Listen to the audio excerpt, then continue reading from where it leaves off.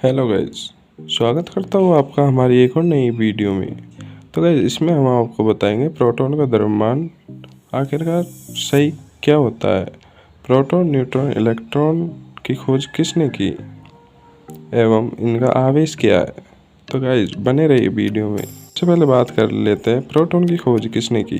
Proton की खोज Goldstein ने की थी। इसका आवेश होता है +1.6 इंटू 10⁻⁻19। ऐसे ही इलेक्ट्रॉन की खोज जे थॉमसन ने की थी। इसका आवेश कूलम होता है -1.6 इंटू 10⁻⁻19।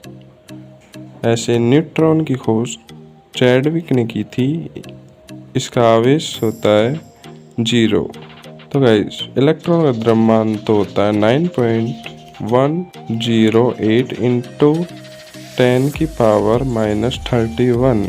प्रोटॉन का द्रव्यमान होता है 1.672 इंटू 10⁻27।